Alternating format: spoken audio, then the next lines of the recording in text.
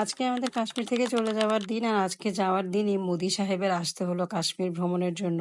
আর যেই কারণে আমাদের একদম খুব ভোরে যাওয়ার জন্য রওনা দিতে হলো।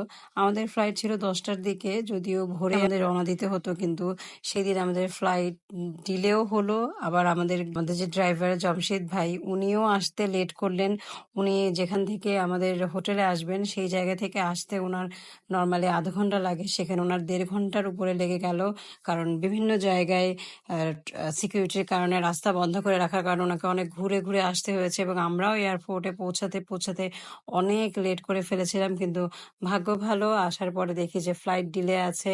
তো এখানে এসে আমার হাজবেন্ড জামশেদ ভাই সম্পর্কে খুব আবেগঘন একটা বক্তৃতা দিয়ে দিয়েছে। He is my brother Mir Jamshed Bhai. So he is not the driver. He is driver come guide plus my brother. So he is a very good guy. And मैं बहुत सारी दुआई करता हूँ ये तरक्की पे तरक्की करे, इसके फैमिली खुश रहे, इसके बेटा है अधाम, उसके लिए बहुत बड़ा बधाई हो, दुआई हो, ठीक है। सो आप ज़रूर कश्मीर में आए और मीर जमशेद भाई का हॉस्पिटलिटी एक्सेप्ट कीजिए। सो आप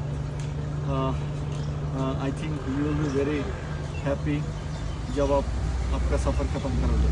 थैंक यू वेरी मच भाई, nice meeting you and thanks for everything. आप बांग्लादेश में आओ, তো জামশেদ ভাইয়ের সঙ্গে এই 7 দিন হিন্দিতে কথা বলতে বলতে আমার হাজবেন্ডের একটা অভ্যাস হয়ে গিয়েছিল, তাই এই বক্তৃতার মধ্যেও সে হিন্দি ভাষা ঢুকিয়ে দিয়েছিল। তো যাই হোক, এখানে জামশেদ ভাই আমাদেরকে যে সিমটা দিয়েছিল সেই সিমটা ওনাকে ট্রান্সফার করে দিলাম, আর ওনার বাচ্চার জন্য আমরা খুশি হয়ে কিছু দিয়ে দিলাম সুভেনিয়ার হিসেবে। আর এই যে আমরা চলে আসলাম কাশ্মীর এয়ারপোর্টের ভিতরে। এখানে আসার পর আমাদের হোটেল থেকে, আমরা তো নাস্তা করে আসিনি, হোটেল থেকে নাস্তা দিয়ে দিয়েছিল আমাদেরকে প্যাক করে। তো স্যান্ডউইচ আর আমাদের বোতল জুস দিয়ে দিয়েছিল, কিন্তু বাচ্চারা কিচ্ছু খায়নি। ওরা এক কামড় দেওয়ার পরই টয়লেট খোঁজা শুরু করে দিয়েছিল। ওই দিন ওদের অবস্থা আরো বেশি খারাপ ছিল। ওরা বারবার টয়লেটে যাওয়া আসা করছিল, যতক্ষণ সিকিউরিটি চেকিং এবং চেকিং টেকিং শেষ না হচ্ছিল, ইমিগ্রেশন শেষ না হচ্ছিল, ওরা বারবার টয়লেটে যাওয়া আসা করছিল। এতটাই ওদের অবস্থা খারাপ ছিল, খুবই দুর্বল হয়ে গিয়েছিল সেই দিন। তো ফ্লাইটে উঠে ওরা জাস্ট সিটে বসে, আমার দুই পাশে দুইজন বসে পড়েছিল, এরকম অবস্থা ছিল। তো ফ্লাইটে শাহিন আমার জন্য খাবার আগে থেকেই বলে দিয়েছিল, খাবার চুজ করার ব্যাপার থাকে। তো ও চুজ করে রেখেছিল আমার জন্য ফ্রুটস।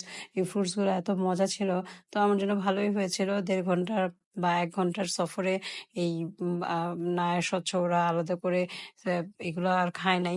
এই মাফিনটা খেয়েছিল, মাফিনটা খেয়েও পরে ওরা নেমে আবার ওয়াশরুমে দৌড়িয়েছিল। তো ওদের শরীর এতটাই খারাপ ছিল, ওরা যা খাচ্ছিল তাই বারবার ওয়াশরুমে যেতে হচ্ছিল, বমি হচ্ছিল, লুজ মোশন হচ্ছিল।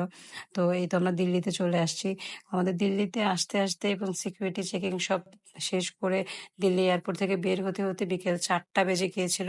তো বিকেল 4টার পরে আমরা আবার বের হয়ে গেলাম এখানে একটা ট্যাক্সি নিয়ে হোটেল খুঁজতে। আগের আগের বার যেহেতু আমরা বুকিং দিয়ে রেখেছিলাম, সেই হোটেলটা পুরাই একটা ভুয়া হোটেল বের হয়েছিল। রিভিউ যেমন ছিল, রিভিউ টিভিউ না দেখে আন্দাজি ছবি দেখে বুকিং দিয়েছিল, সেই ছবির মতো কোনো রকমই ছিল না।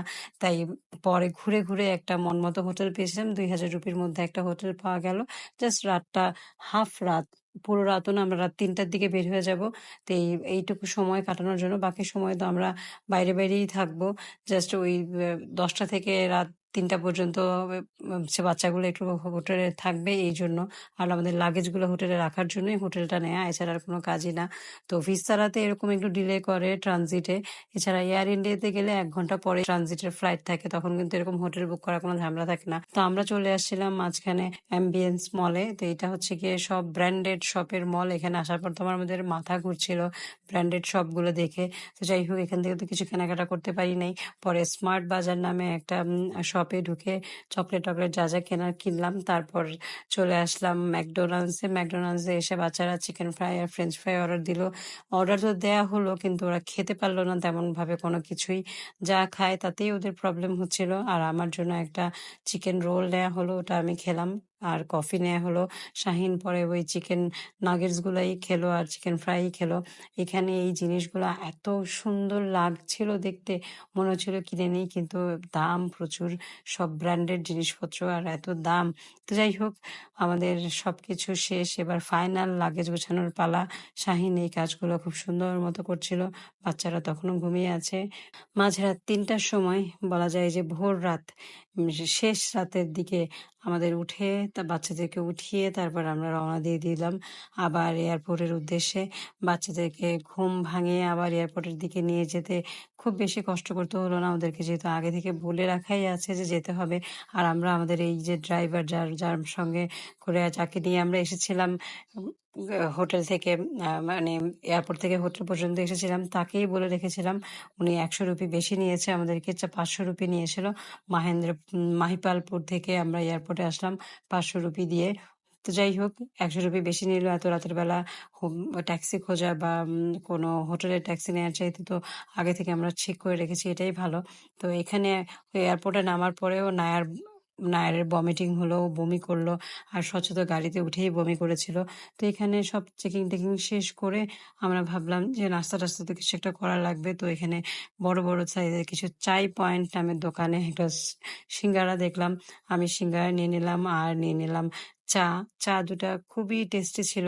আর তারপরে চলে আসলাম আমরা ফ্লাইটে। ফ্লাইটটা যথাসময়ে ছেড়ে দিয়েছিল, আর পুরোটা ফ্লাইটে আমার বাচ্চা দুইটা আমার দুই পাশে এভাবে করে একদম শুয়ে ঘুমিয়েছিল।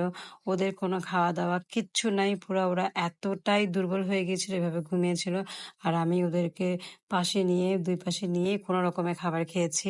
তারপরে এই যে আমরা বাংলাদেশে চলে আসে, বাংলাদেশে আসার পর ডাক্তারের সঙ্গে কনসাল্ট করে এই হচ্ছে ওদেরকে খাবার, যে পোলাও চালের জাউ আর কাঁচা কলা দিয়ে খিচুড়ি রান্না করে দিয়ে চলছিল পরবর্তী ৭ দিন। তারপরে আস্তে ধীরে আমার বাচ্চাগুলো ভালো হয়েছে। তো যাই হোক, এই ছিল আমার আজকের ব্লগে। আল্লাহ হাফেজ। রিসেন্টলি আবার কলকাতা গিয়েছি, সেখানে আপনাদের সঙ্গে আবার দেখা হচ্ছে। Bye bye.